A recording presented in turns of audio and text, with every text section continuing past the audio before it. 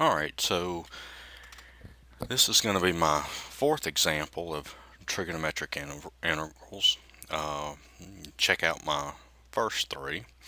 In this one, we're going to be working with tangent and secant. And the first three, I was working with sine and cosine. So some guidelines for tangent and secant. If the power of the secant is even and positive, save a secant squared factor and convert the remaining factors to tangent. If the power of the tangent is odd and positive, save a secant tangent factor, like a secant x times tangent x factor, and convert the remaining factors to secants. And if there are no secant factors and the power of the tangent is even and positive, convert a tangent squared factor to a secant squared factor, then expand and repeat if necessary. And then if the integral is of the form secant to the mx dx, where m is odd and positive, you can use integration by parts. And if none of the first four guidelines apply, you can try rewriting everything in terms of sine and cosine. Alright, so let's just do a little explanation here of some of these. If the power of the secant is even and positive, save a secant squared factor. Okay, so here we have a secant raised to a positive exponent. So what we're going to do is we're going to save a secant squared factor, which we did right here. Okay, and then everything else we're going to rewrite in terms of tangent. So we took this and rewrote it in terms of tangent. And what this is going to allow us to do is use the u substitution, because if we let u equal tangent, well, what's the derivative of tangent? It's secant squared, which we would get here. Okay, and then the same thing goes for this. You see how we take the tangent factor here. See, we saved a secant x tangent x. Okay, and then you see the tangent squared we rewrite into secant squared minus 1. Okay, that's one of those, that's a trig identity. Well, then we can use u substitution. See how I have a secant and I have a secant? Well, if I let u equal secant, what's the derivative of secant? Well, it's secant times tangent. Okay, we can use u substitution. And then the same thing goes for this right here. Okay, I'm not going to explain it, but it's similar. Alright, so let's take a look at an example. Here I've got tangent cubed x over the square root of secant x dx. Alright, so the first thing I'm going to do is I'm going to rewrite this. You see how this secant x, that's secant x, all that raised to the 1/2.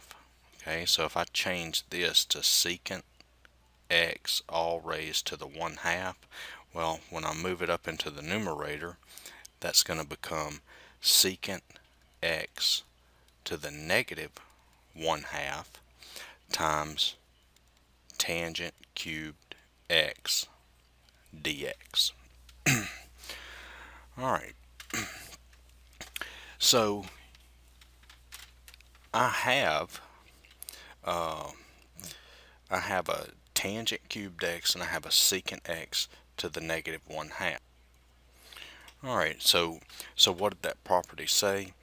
If the tangent has an odd exponent, I'm going to save a secant x tangent x factor. Alright, so let's rewrite this. I've got secant x, all that raised to the negative 3/2 times tangent squared x, and here's my secant x tangent x factor that I'm saving. Okay, so I took a secant x out of here and I took a tangent x out of here. Well, you can look at this. Secant x to the negative 3/2 times secant x to the first power. Remember, when your bases are the same, you add the exponent. So I would have negative 3/2 plus 1, which is my negative 1/2. Okay. And then same thing here, tangent squared times tangent x is my tangent cubed. All right, and so now you see how I have this secant x, tangent x? I need to get everything in terms of secant right here, okay? So this, because if I see when I let u equal secant x, then what's the derivative of secant x? Well, it's secant x tangent x. Okay, so that's why I need to get this in terms of secant. So that's going to give me secant x to the negative 3/2 times, and then this tangent squared x. Okay, you remember your trig identities. 1 plus tangent squared x equals secant squared x, and if I move the 1 over, that gives me tangent squared x equals secant squared x minus 1. Okay, so the tangent squared becomes secant squared x minus 1, and then times secant x tangent x dx. Okay, alright, so let me get rid of this. Alright, so now I can use my u substitution. I'm gonna let u equal secant x, so du is going to be the derivative of this. That's going to be secant x tangent x dx. Okay, and so now that's going to give me, okay, in the place of secant x, I'm going to put u, so that's going to be u to the negative 3/2 times, and I'm going to put u in for secant, so that's u squared minus 1. Okay, and then you can see here how I have a secant x tangent x dx, and there's a secant x tangent x dx. I'm going to replace this with du, and so that's du. And now I need to distribute this u to the negative 3/2. Okay, so that's going to give me u to the 1/2 minus u to the negative 3/2 du. And now I just integrate each term.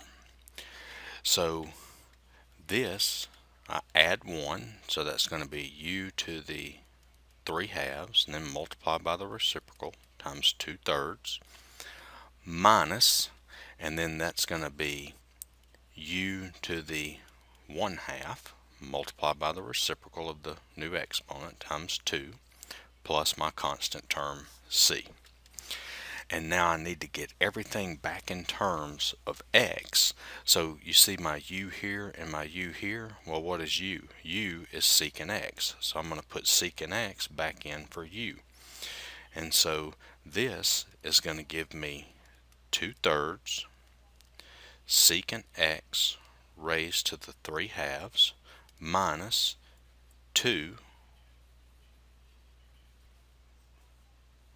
Nope, I'm sorry, I messed up.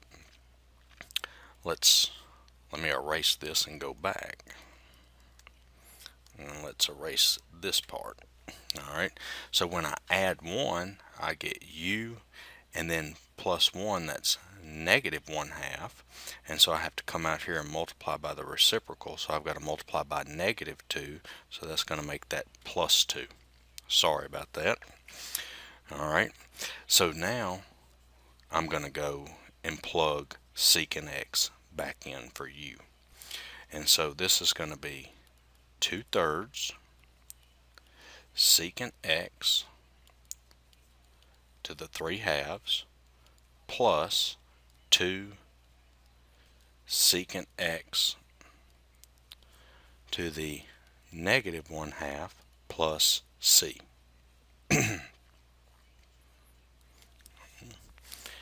Alright, and that would be our answer. So I hope this video's helped. Hope you'll check out my other videos, and Sorry about the little sign error there, but we've got that fixed. All right, thanks.